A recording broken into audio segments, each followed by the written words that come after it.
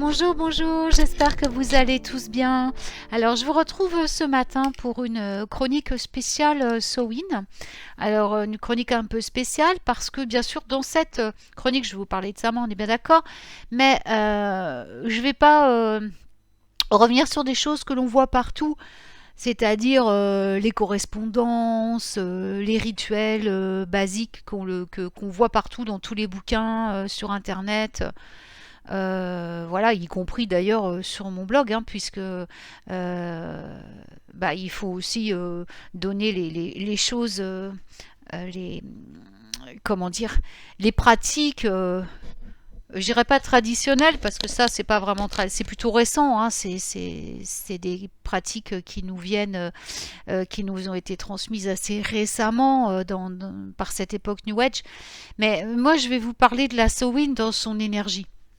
Je vais vous parler de la Samhain dans son énergie, dans sa vibration de guérison. Parce que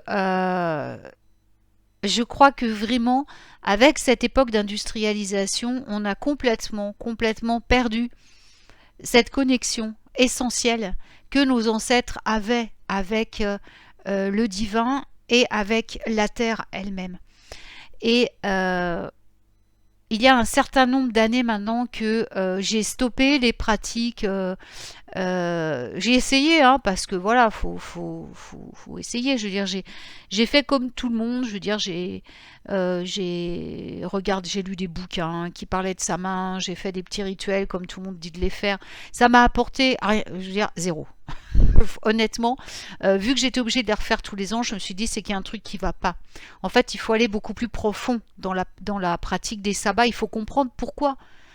C'est une pratique qui remonte à nos ancêtres. Pourquoi et comment ils les faisaient.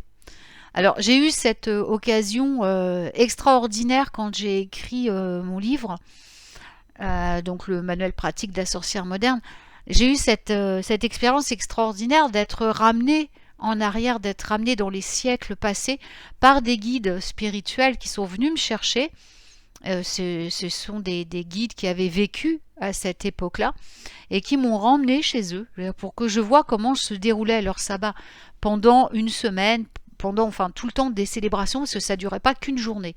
Et à savoir que généralement même ils les célébraient autour de la pleine lune, qui était la plus proche de ce sabbat, et pas forcément le jour du sabbat, parce que je veux dire que les gens qui célébraient la terre, qui célébraient les saisons, qui célébraient donc ce qu'on appelle maintenant les sabbats, donc ces fêtes agricoles et ces fêtes calendaires, les fêtes pas calendaires, les fêtes les solstices et les équinoxes, excusez-moi, je mélange un peu les pédales, je veux dire, n'étaient pas les gens riches.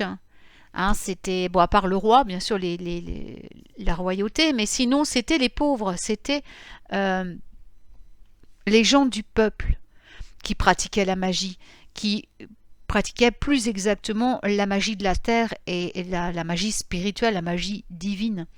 Parce qu'ils avaient ce qu'on a perdu maintenant, une conscience, la conscience que c'était leur seul moyen de rester en vie. Leur moyen de subsistance ne venait que de la terre. Et cette terre qu'ils cultivaient, dans laquelle ils passaient des heures et des heures courbés en deux, je veux dire, c'était imaginez l'attention qu'il leur fallait pour pas se blesser, pour pas se faire mal. Parfois ces mouvements répétitifs pendant des heures quand ils fauchaient, quand ils récoltaient. Imaginez ces plages de méditation que ça leur offrait, ces plages de communion avec Terre-Mère que maintenant on ne connaît plus. Sauf bien sûr quand on le fait volontairement par dans des méditations, ou quand on le fait inconsciemment, quand on fait des choses pendant lesquelles on doit être très attentif. Là, on replonge dans l'instant présent, dans cet instant de méditation où on est connecté purement avec le divin. Et ces personnes qui travaillaient la terre, c'est nos ancêtres donc qui célébraient les sabbats, qui célébraient ces fêtes saisonnières, eh bien, ils n'avaient pas Internet. Ils n'avaient pas les livres, ils n'avaient pas l'argent. Bien, beaucoup ne savaient même pas lire ni écrire. Alors d'après vous, comment est-ce qu'ils savaient à quel moment il fallait célébrer les sabbats? Comment ils le ressentaient? Comment ils faisaient pour savoir ça? Tout simplement parce qu'ils étaient connectés en permanence, chose que l'on a perdue maintenant, sauf quand on travaille délibérément et totalement avec sa spiritualité. Je ne dis pas de travailler toujours dans la spiritualité, que ça soit notre mission à tous, mais au moins quand on pratique la spiritualité au quotidien. On arrive à se reconnecter à ces changements d'énergie, à ces changements vibratoires et à les ressentir. Et ce que je reproche personnellement, ça n'implique que moi bien sûr, à ces nouvelles pratiques qui sont apparues particulièrement avec la Wicca, tout ça, c'est ces trucs répétitifs qu'on fait bêtement, d'allumer une bougie orange, une bougie noire par exemple à sa main et puis de faire toujours le même truc avec les papiers, les machins, les pommes. Ok, je dis pas que ça marche pas, mais au fond quand vous avez terminé, pour vous, tout est fini, vous avez accompli votre devoir. Non, ça marche pas comme ça. Parce que l'énergie, elle travaille, que vous le vouliez ou pas. Elle va aller, notamment lorsqu'on parle de sa main, elle va aller vous faire travailler avec le thème du moment, le thème de guérison du moment, qui est celui d'évacuer nos peurs, nos doutes, nos ombres, d'aller les affronter au plus profond de nous-mêmes pour les transformer en lumière. C'est aussi une leçon de ce puissant signe qu'est le Scorpion. On est en plein dans le mois du Scorpion et le Scorpion, il est là pour nous aider à transformer toutes nos faiblesses, toutes nos peurs, tous nos doutes, les transformer en nos atouts, les transformer en choses positives pour nous, voyez. Et si on n'y va pas consciemment, qu'est-ce qui se passe? On va en cette période, notamment en cette période de l'année, à d'autres périodes aussi bien sûr, mais plus particulièrement à cette époque de l'année, on va se retrouver confronté à des états d'esprit qui vont venir nous chambouler complètement, à des émotions qui vont venir nous chambouler complètement. On va peut-être sentir une certaine tristesse, du chagrin, de la dépression. On peut ressentir de très fortes angoisses nocturnes ou diurnes. On peut également faire des cauchemars. On peut avoir des apparitions. Pourquoi? Parce que là, par contre, et c'est une réalité, le voile s'amincit réellement. Et qu'est-ce qui se passe à cette époque de l'année? Ça, nous les païens, nous le savons tous. Les mondes se mélangent.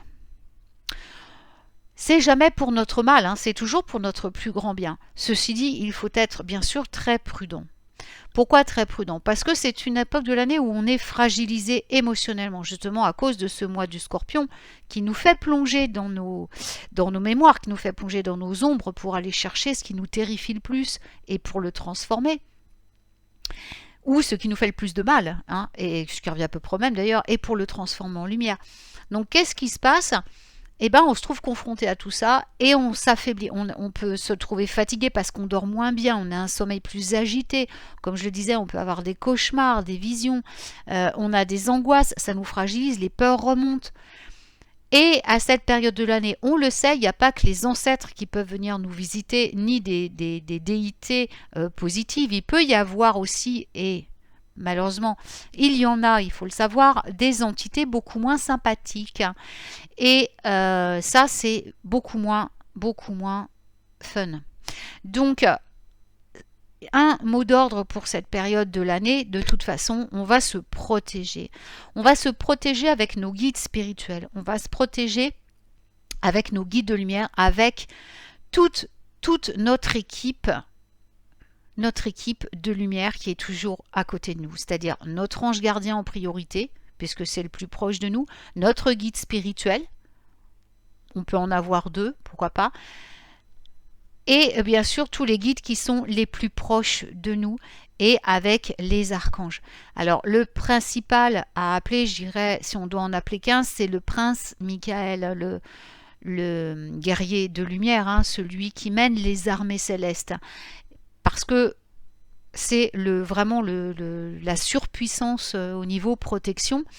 On l'appelle parce que c'est facile, parce qu'il vient tout de suite, parce qu'il ne juge pas, parce qu'il ne va pas vous demander pourquoi vous l'appelez. Il vient, il vous protège, c'est tout, c'est sa mission. Et vous pouvez l'appeler donc pour vous protéger. Vous pouvez également, 6, là, vous rassure, portez des talismans. Moi, j'aime pas trop parce que j'aime pas déléguer mon pouvoir à des bijoux ni à des choses comme ça. Mais si c'est ce qu'il vous faut, faites-le. Vous pouvez déposer aussi à côté de votre lit sur la table de nuit des ouvrages de lumière, des ouvrages qui parlent de votre déesse préférée, de votre dieu préféré, de votre croyance, suivant votre religion. Vous pouvez placer à côté de vous le livre qui représente votre croyance religieuse. Vous pouvez placer des livres qui parlent des anges, comme ceux de Doreen Virtue, comme ceux de Karine Malenfant, comme ceux de Raziel, qui sont de grandes références et pour moi les meilleurs auteurs qui aient jamais existé. Avec ici, il y a aussi l'Amérique. Oh, comment elle s'appelle? Bon, je sais plus. Son nom va peut-être me revenir. Qui est très très forte aussi au niveau angélique. Je veux dire, sont vraiment des références. Et leurs livres sont empreints de Yadjoan, comment elle s'appelle aussi, qui a écrit la Bible des anges, qui est un fort canal angélique. De références aussi. Je sais plus son nom. Oh bah dis donc, aujourd'hui j'ai des trous de mémoire. Enfin, la Bible des anges, il n'y en a pas 36 qui l'ont écrite. Ça me reviendra aussi son nom. Ça, vous pouvez le placer. Tous ces ouvrages angéliques qui véhiculent une forte présence angélique, puisqu'on le sent dès qu'on les ouvre, dès qu'on les lit, vous pouvez les placer à côté de votre lit. Pendant cette période, pour vous protéger, ça marche vraiment. Planquez les miroirs aussi, hein, si vous en avez dans la chambre, retournez-les contre le mur. C'est la meilleure façon. Sinon, recouvrez-les ou protégez leur accès par des runes ou des symboles qui bloquent. Parce que ce sont des portes, hein. Les miroirs sont des portes et la magie des miroirs est très puissante. Donc bloquez tout ça pendant la Samhain, hein. Après vous pourrez le rouvrir, mais voilà, je veux dire, il faut vraiment quand même prendre des précautions parce qu'on n'est pas seul à cette époque de l'année, il faut le savoir. Mais tout cela n'est pas négatif, hein. Sachez que vous attirez à vous ce que vous envoyez de toute façon, c'est-à-dire si vous êtes très clean, vous avez bien travaillé, rien ne vous arrivera. Quand ça vient à vous, c'est que vous avez besoin de guérir. Et c'est là que se place l'énergie de guérison de Samhain. On ne doit pas prendre tout ce qui nous arrive à Samhain comme des punitions, mais bien comme des défis à relever et comme des enseignements puissants. On a tendance toujours à fuir ce qui nous fait peur, à fuir ce qui nous fait mal, et on enfouit au fond de nous des tas de choses qu'on a vécues, des tas de situations, de choses pénibles, et on les cache parce que quand on y repense, ça nous fait peur ou ça nous rend triste ou quoi que ce soit. Et la Samhain, eh bien, c'est l'époque à laquelle tout ça va remonter. Parce que c'est l'occasion de travailler, le voile étant mince, on va travailler avec nos ancêtres, on va travailler avec des forces très puissantes, mais qui sont là pour nous aider justement, pour nous accompagner dans cette épuration. Vous voyez ce que je veux dire? On va transcender nos propres fantômes, on va les mettre à la lumière, on va en parler pour qu'ils nous quittent. Alors autrefois, on célébrait la Samhain d'une manière, je veux dire, ça se passait pendant les veillées. Les guides, c'était une jeune femme qui m'a ramenée dans son époque à la Samhain, puisque quand j'ai écrit les sabbats dans mon livre, j'ai été emmenée par les guides de lumière, comme je vous disais, par des guides dans leur époque, pour vivre avec eux le laps de temps qui passait pour ressentir ce qu'ils faisaient et voir ce qu'ils faisaient. C'était une expérience incroyable. Et donc je me souviens, à la Samhain, c'était ces veillées, en hiver aussi, hein, il y en a eu, mais c'est pas les mêmes.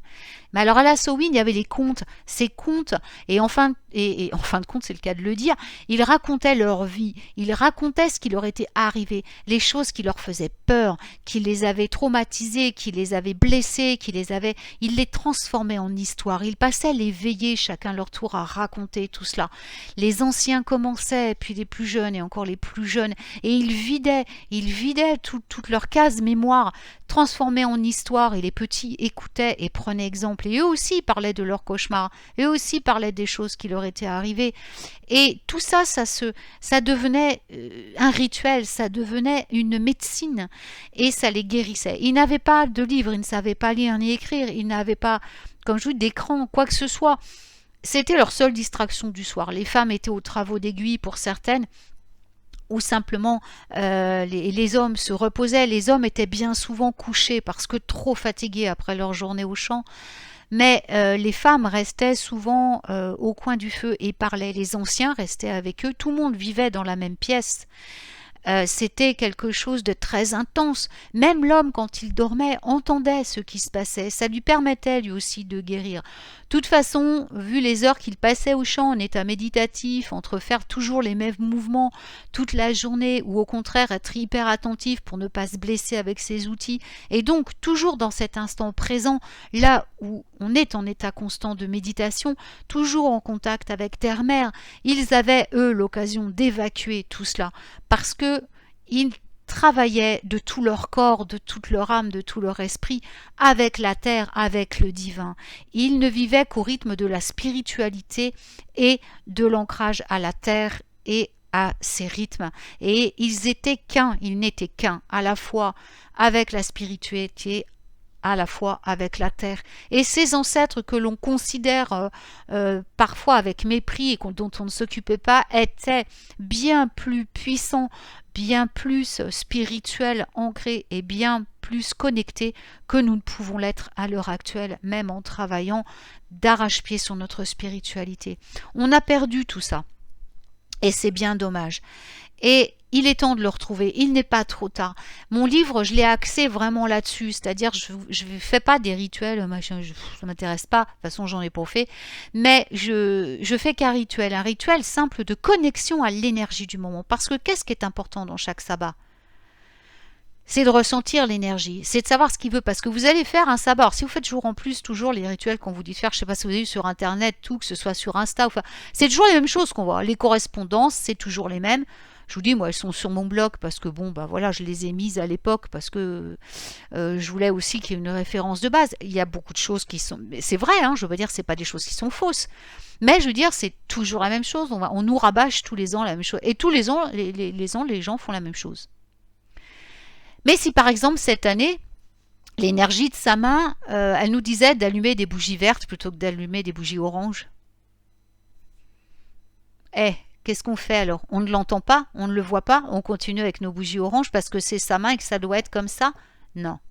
L'énergie, elle change année après année. Elle s'adapte à notre personnalité, à notre travail personnel sur notre guérison, sur notre chemin de lumière et de guérison. Il faut ressentir l'énergie, c'est le principal. Il faut se connecter à l'énergie, à la vibration de guérison de ce moment. C'est ce que faisaient nos ancêtres. Ils le célébraient d'ailleurs plus autour de la pleine lune la plus proche, hein, je vous dis que le jour même. Comment pouvaient-ils savoir, à votre avis, que c'était la Samhain et tout ça? Bien, ils avaient bien des repères, hein, mais c'était des repères, non pas qu'on leur disait faut faire ci, faut faire ça. Non, ils suivaient simplement les rythmes de la Terre, ils regardaient les étoiles, ils observaient le ciel, ils observaient la météo, ils observaient tout ça. Tout était basé sur une connexion totale avec la nature et avec l'esprit. Et c'est un exemple.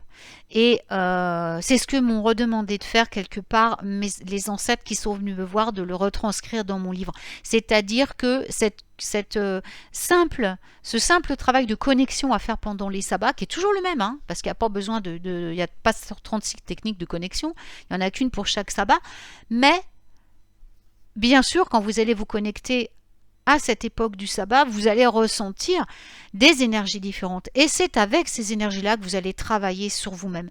Chaque vibration va s'adapter à vos besoins, à votre état général, à ce que vous avez besoin de guérir. C'est pour ça qu'il est très important de travailler sur l'esprit de guérison du sabbat. Et Samhain possède une médecine très puissante puisqu'elle nous permet d'évacuer tout ce qui nous bloque. Tous les blocages, toutes les souffrances, tous les traumatismes vont être balayés pour démarrer la nouvelle année sorcière, la nouvelle année celtique, la nouvelle année ancestrale, donc à partir du 1er novembre, sur un bon pied avec un état d'esprit tout neuf et débarrassé de choses qui nous bloquaient, qui bloquaient l'arrivée de l'abondance, qui bloquaient l'arrivée de la santé, qui bloquaient l'arrivée de l'amour, qui bloque tout ça. Vous voyez, il faut s'en débarrasser. Et la Samhain, elle est là pour ça.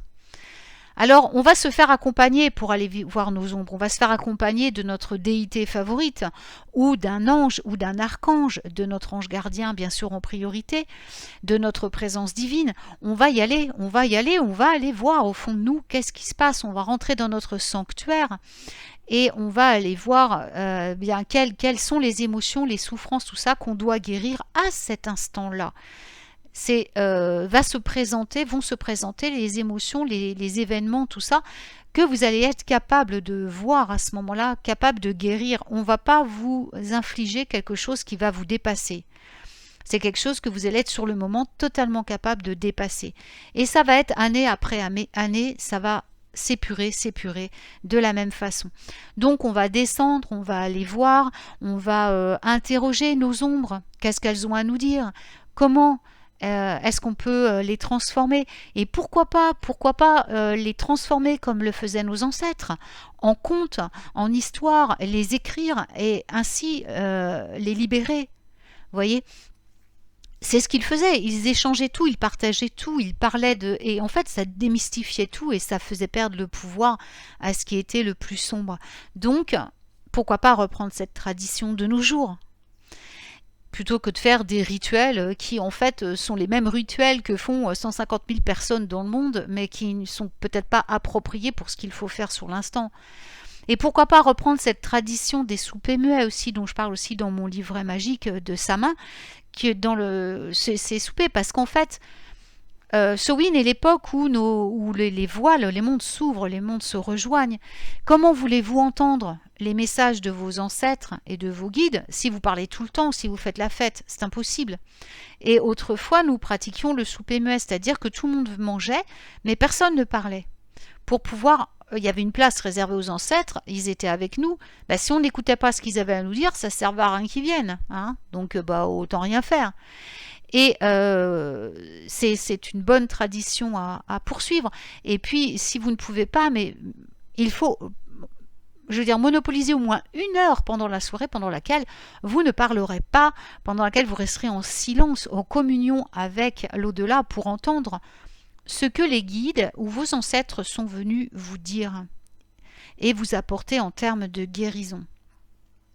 Voyez le signe du Scorpion, le mois du Scorpion, et voyez la fête de Samhain comme une très belle opportunité de guérir tout ce qui doit être remonté en lumière et de transformer toutes ces épreuves, toutes ces souffrances, toutes ces choses qui vous ont blessé et tout, de les transformer en votre plus grande force. Parce que c'est ça le message de Samhain, c'est ça le message du Scorpion aussi.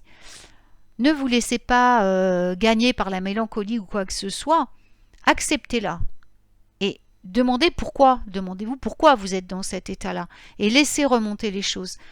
Faites-vous accompagner par la lumière et laissez remonter les choses. Et là, célébrez-les. Célébrez-les parce qu'ils sont là pour vous faire grandir spirituellement et émotionnellement. Voilà, et bien j'espère que cette chronique vous aura plu et vous aidera à apprécier la profonde guérison que peut vous apporter la Samhain. Je vous souhaite une très belle journée, une très belle célébration et je vous retrouve très vite pour de nouvelles chroniques magiques. Prenez soin de vous.